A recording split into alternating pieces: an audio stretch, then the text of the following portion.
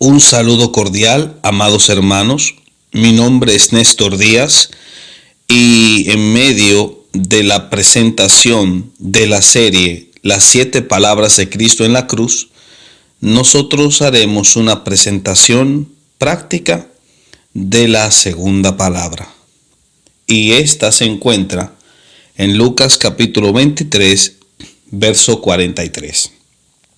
Es importante destacar que el drama de la cruz, reflejado en la septem verba o 7 palabras, es el acto más significativo de la historia y el momento cumbre de la salvación. De hecho, hay una escena que revela el efecto de la expiación en una persona. Y encontramos en esta escena al primero de todos los redimidos en el Nuevo Testamento. Y este redimido fue un ladrón. Miremos la escena. Por un lado tenemos a Cristo y las apreciaciones que se tienen de Jesús. En primer lugar, es que se le considera un maestro rabínico itinerante, también un taumaturgo prodigioso, un profeta espiritual, un mesías político. Otros lo veían como el Hijo de Dios, pero la gran mayoría que está al pie de la cruz le considera simplemente un malhechor, blasfemo y engañador. Este hombre ha sido crucificado junto a 2 ladrones, como indicaba la profecía, y su acusación, colocada como títulos, es el de Rey de los Judíos. Por el otro lado estaban los malhechores, y estos 2 hombres crucificados junto a Jesús tenían 4 cosas en común. Primero, gozaban de la misma identidad, puesto que a ambos el evangelista coloca el manto del anonimato, aunque es cierto que la tradición posterior intentará adjudicarles nombre propio, identificando su historia pasada hasta el nombre de sus padres. Por ejemplo, en el Evangelio de Nicodemo, el ladrón arrepentido recibe el nombre de Gestas, y en el Evangelio árabe de la infancia, el de Tito. En el protoevangelio de Santiago se indica su origen galileo y se le presenta de forma graciosa como un Robin Hood que robaba a los ricos para dar a los pobres, y en una ocasión incluso dejó desnuda a la hija de Caifás. No obstante, a pesar del retrato gracioso que vemos en los evangelios apócrifos de este ladrón arrepentido, que tiene como fin justificar la idea de presentarlo como un sujeto que merecía la salvación que recibió en la cruz, el retrato que nos pintan los evangelios canónicos es interesante porque reduce al mínimo esta idea graciosa y hacen que el ladrón no solamente comparta con su compañero la misma identidad de anonimato, sino también la misma naturaleza. De hecho, hay 3 vocablos utilizados por los evangelistas para describirlos a los 2. El primero, que encontramos en Mateo 27:38, es el de ladrones, del griego lestai. Y esta palabra implica no solamente alguien que roba, sino un ladrón inescrupuloso, un bandido malefactor que explotaba la vulnerabilidad del otro valiéndose de la violencia, es decir, un atracador. Estos 2 eran verdaderos atracadores violentos. El segundo vocablo para ellos, aplicado en Mateo 15:28, es el de inicuos, anomón. Y esta palabra implica un sujeto que no se rige bajo ninguna ley, un injusto cuyo comportamiento está torcido, un fuera de la ley cuyos actos son ilegales. Por último, la tercera palabra que nos la brinda Lucas 23:33 es la de malhechores, del griego kakourgous, y que implica un criminal de la peor calaña que estaba dispuesto a cualquier maligna disposición, el kakos griego, y que podía implicar incluso el asesinato.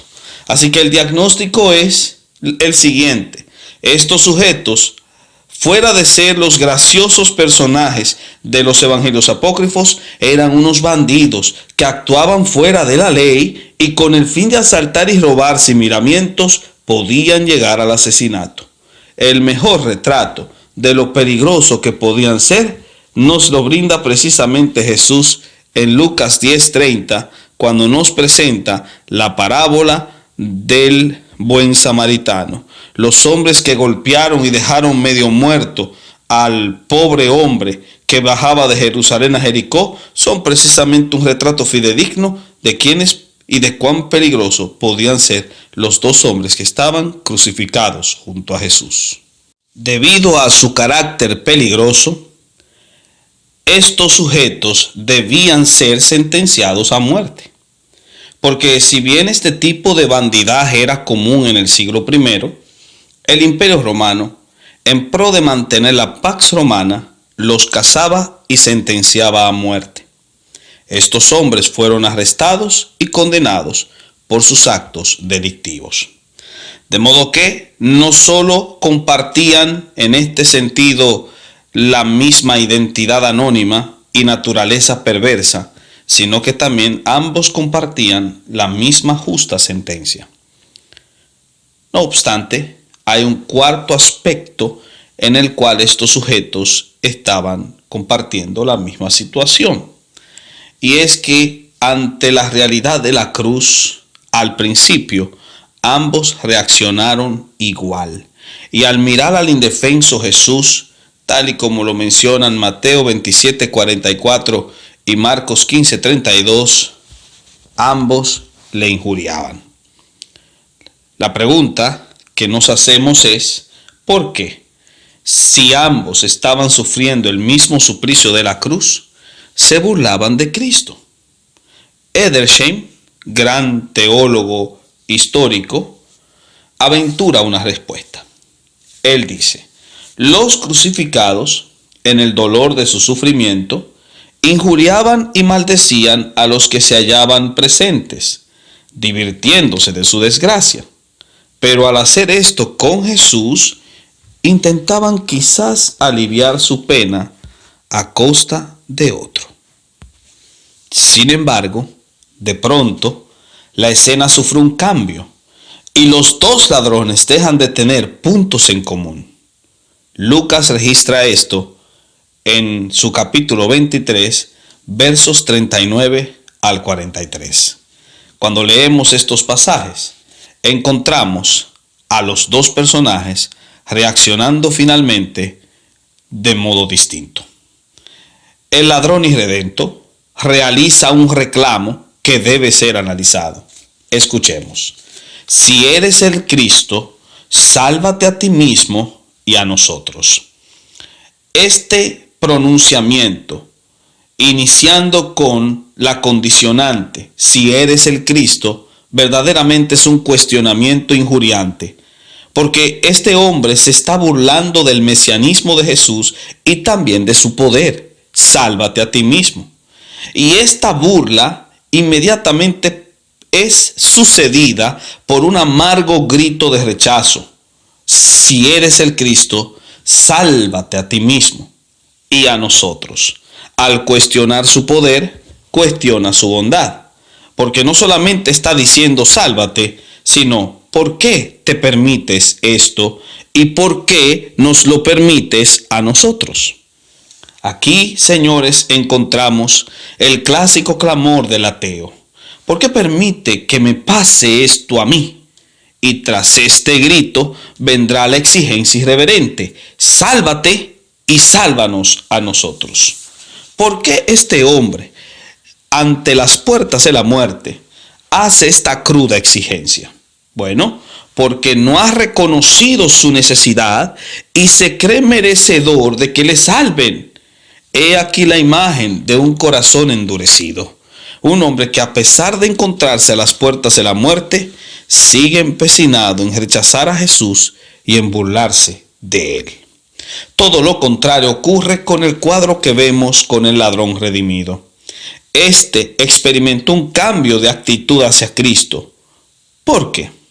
Puesto que al observar la conducta perdonadora de Jesús, Padre, perdónalos porque no saben lo que hacen, y el título sobre su cabeza, sus ojos fueron abiertos a la grandeza de Jesús y le vio lleno de temor, puesto que lo reconoce. ¿Ni aun tú temes a Dios? Le vio lleno de temor. ¿Y qué es lo que ve? Ve tres cosas. Uno, la justicia intrínseca de Cristo. Este hombre ningún mal hizo. Luego su propia injusticia. Recibimos lo que merecieron nuestros hechos y después su merecido castigo. Nosotros justamente padecemos. Sin embargo, sus ojos se abren más y le ven como el Mesías divino, como el Salvador soberano, como Rey. Vio más allá de la corona de espinas, la corona de gloria. Por eso gritó: acuérdate de mí cuando vengas en tu reino. Su mirada trascendió a los discípulos, descubriendo en una hora lo que aquellos tardaron 3 años. Su esperanza queda entonces anclada en el futuro, cuando vengas en tu reino. Así que el diagnóstico de este ladrón redimido es el siguiente. A diferencia del otro, este pudo ver en aquel malhechor crucificado al Salvador y Rey de Israel. En ese momento, al abrir sus ojos, se evidenció que había nacido de nuevo, porque solo el que nace de nuevo puede ver el reino de Dios, y este hombre vio al Rey de ese reino. Por eso pudo hacer esta la primera confesión de fe tras la cruz. La dulce gota en medio del trago amargo que apuraba a Jesús. Y por eso la respuesta de Cristo es tan interesante. Con ojos de amor afirma: de cierto te digo que hoy estarás conmigo en el paraíso. Amen dico tibi adiem mecum eris in paradiso. Esta segunda palabra es interesante y necesita un análisis, porque hay 4 aspectos considerables en la respuesta de Cristo. Veamos. Primero, total seguridad. De cierto te digo, aquí hay una verdadera garantía. Segundo, inmediatez, que hoy, el término hoy del griego semerón, implica una idea interesante, puesto que la palabra semerón procede de una raíz sánscrita. Este prefijo apunta hacia la inmediatez del acto. Una mejor traducción sería: en este mismo día. Con esto corrige la perspectiva futura del penitente y lo coloca en el presente del momento salvífico. Le dice hoy, no mañana, como pensaba el ladrón. Acuérdate de mí cuando vengas en tu reino. Le dice hoy, no mañana, porque su salvación ocurre de forma inmediata. Le dice hoy, porque hoy es el tiempo aceptable, hoy es el día de salvación, como destaca 2 Corintios 6:2.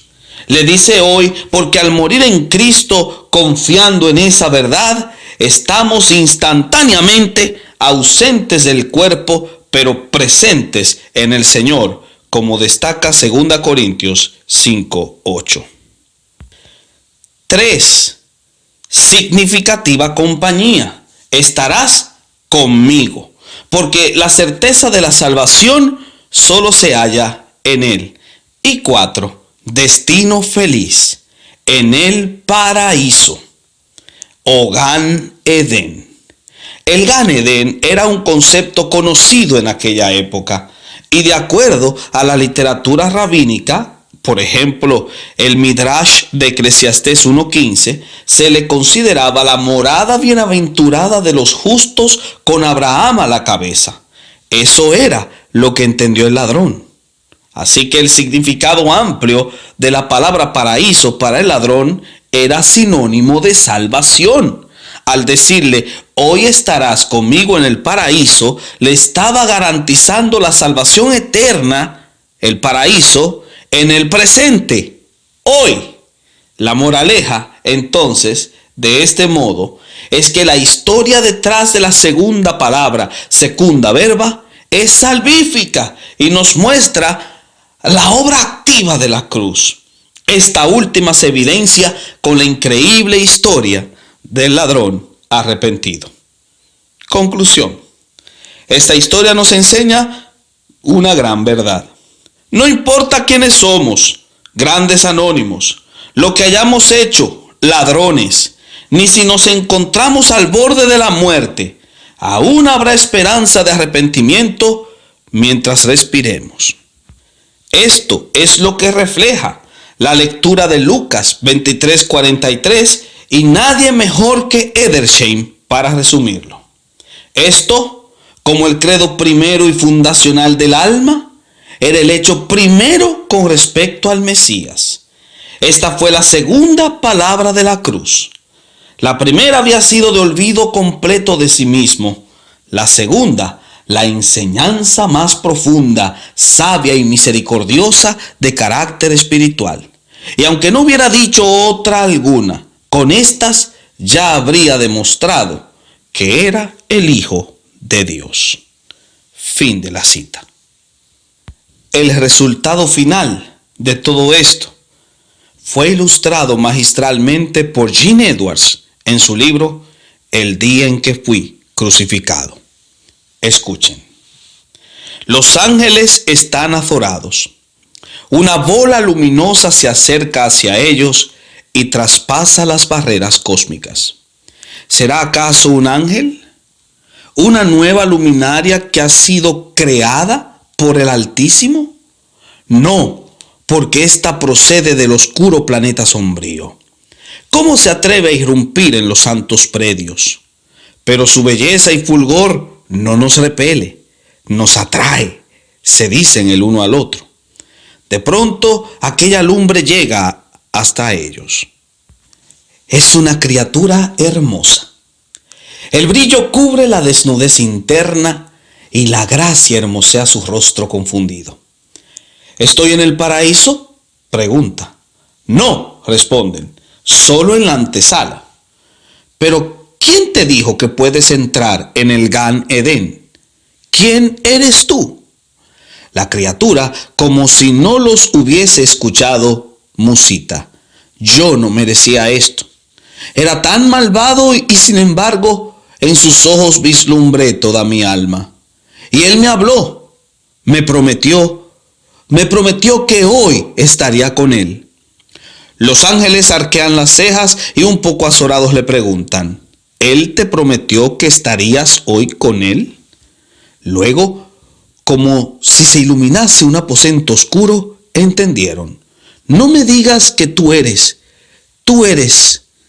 Cuando me quebraron las piernas, interrumpe la criatura, sentí el pecho colapsar reventando mis pulmones. Dolor, sí, dolor, pero tras una luz candente y una cálida sensación de alivio. La oscuridad se volvió luz y al abrir de nuevo los ojos me encontré frente a ustedes. ¿Estoy entonces en el paraíso? ¿Dónde está él? Entendimos, responden. Sí, ya te conocemos. Ven, se nos comisionó esperarte. Te llevaremos al Gan Edén. Allí él te espera. ¿Son ustedes ángeles?, pregunta. Sí, responden. ¿Y yo soy un ángel? No, dicen a coro. ¿Y qué soy, pues? Sonriendo, ambos le informan. Eres un santo. Con esto, nosotros podemos llegar al resumen final.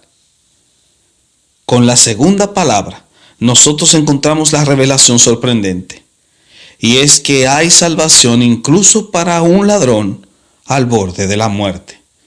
E incluso un ladrón al borde de la muerte, en sus últimos momentos, puede tener la oportunidad de volverse un santo. Que estas palabras se hagan realidad también en la vida de aquellos que escuchen este mensaje. Dios les bendiga. siempre.